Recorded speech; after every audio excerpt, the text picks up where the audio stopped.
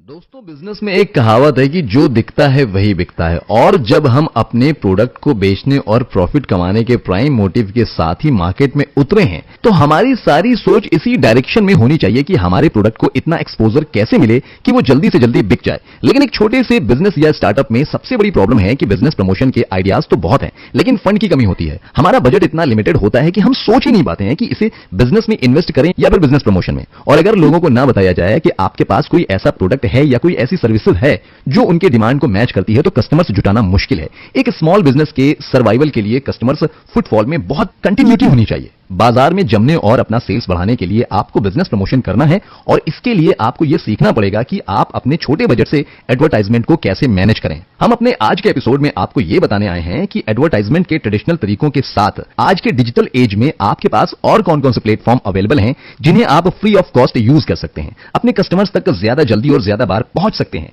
अपने लिए target group select कर सकते हैं और यहां तक कि अपने प्रोडक्ट को डिस्प्ले भी कर सकते हैं। तो चलिए आज डिस्कस करते हैं कि डिजिटल मार्केटिंग के थ्रू अपने प्रोडक्ट्स की मार्केट प्रमोशन कैसे करें। इससे पहले आपको यह बताना जरूरी है कि आपके किसी भी एडवर्टाइजमेंट में ऑडियंस सबसे पहले क्या ढूंढता है। उसे अपने किसी प्रॉब्लम का सॉल्यूशन चाहिए, और छोटे बिजनेस की शुरुआत ही इसलिए की जाती है कि वो अपने एरिया के किसी ना किसी प्रॉब्लम को सॉल्व कर सके। अगर कहीं कस्टमर्स को ग्रोसरी के लिए बहुत दूर जाना पड़ता है या बहुत बड़े आउटलेट पर थोड़ा सा सामान डिलीवर तो कर देते हैं, लेकिन डिलीवरी चार्ज भी ज्यादा होता है और वेट टाइम भी। तो अगर आप उनके प्रॉब्लम को सॉल्व करना चाहते हैं तो आपको अपने लिए छोटा सा बिजनेस लगाने का आइडिया मिल जाता है। अब आपको इस सॉल्यूशन को अपने एडवर्टाइजमेंट स्ट्रेटजी में इनकैश करना है। आपको उन्हें बताना है कि वो आपका स्पेशल कस्टमर है और आपने अपना प्रोडक्ट उनके लिए ही बनाया है। इसलिए अपने ऐड को ऐसे डिजाइन कीजिए कि ऑडियंस को आपके हेडलाइन में ही अपने प्रॉब्लम का दी एंड दिखे। ये ऑडियंस के डिसीजन मेकिंग प्रोसेस को इनिशिएट करेगा, जो हमारा प्राइम ऑब्जेक्टिव है। लेकिन प्रॉब्लम यह है कि ट्रेडिशनल एडवर्टाइजमेंट आपके बजट में नहीं है और डिजिटल मार्केटिंग की प्रॉपर इंफॉर्मेशन नहीं है। छोटे एंटरप्रेन्योर्स अपने पास लिमिटेड प्रोडक्ट्स रखते हैं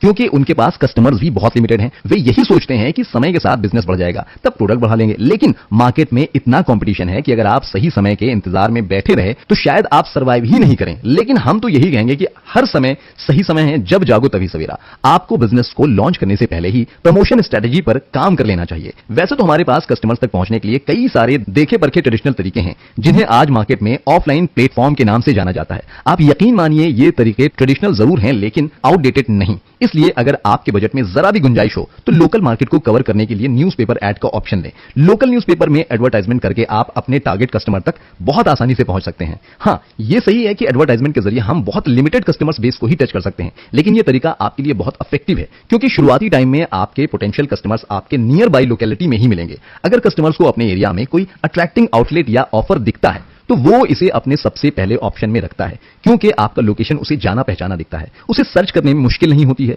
यहां पर हम आपको फिर से याद दिलाएंगे कि इसी रीजन में लोकेशन को इंपॉर्टेंस दिया जाता है। इसलिए हम आपको यह भी एडवाइस देंगे, सबसे पहले तो अपने बिजनेस का एड्रेस गूगल मैप पर फीड करें। यह कस्टमर्स के लिए आपके लोकेशन को नेविगेट करता है और आप अपने कस्टमर्स के लिए इजीली एक्सेसिबल हो जाते हैं। यह सही है कि गूगल मैप आपके शॉप को डायरेक्टली प्रमोट नहीं करता, लेकिन इंप्रेस जरूर करता है। पैम्फलेट को भी हम door to door advertisement tool की तरह यूज करते हैं और लोकल लेवल के बिजनेस के लिए भी बहुत इफेक्टिव होता है। लेकिन यहां पर हम आपको यही सजेस्ट करेंगे कि अपने पैम्फलेट को जितना ज्यादा हो सके अट्रैक्टिव, कैची और क्लियर रखें। अगर आप कोई ऑफर दे रहे हैं या प्रोडक्ट के साथ कोई ऐसी स्कीम दे रहे हैं जो आपके कॉम्पिटिटर्स ऑफर नहीं कर रहे हैं तो उसे हाईलाइट करें। कस्टमर्स को ये सारे हाईलाइट्स और अट्रैक्ट करते हैं क्योंकि बेसिकली कस्टमर्स दो ही बातों को देखता है, आपका प्रोडक्ट कॉस्ट इफेक्टिव है या नहीं, या आपकी स्कीम क्या है। आप पोस्टर्स और प्रचार गाड़ी का यूज करके अपने बिजनेस को प्रमोट कर सकते हैं। मार्केट में बहुत कंपटीशन है, इसलिए कोई भी मौका हाथ से जाने देना आपके लिए अच्छा नहीं है। जो भी तरीके अभी तक हमने आपको बताए हैं वो सब low cost business promotion ideas हैं। अगर आपके बजट में थोड़ा भी गुंजाइश हो तो इन्हें यूज करें क्योंकि माना कि हम डिजिटल एज में जी रहे हैं और डिजिटल मार्केटिंग के हेल्प से अपने लिए फ्री मार्केटिंग प्लेटफॉर्म्स यूज कर सकते हैं, लेकिन फिर भी प्रोडक्ट प्रमोशन के ये ट्रेडिशनल तरीके उनके लिए बहुत इफेक्टिव हैं जो बहुत सारे टेक्निकल प्लेटफॉर्म पर एक्टिव नहीं रह सकते हैं।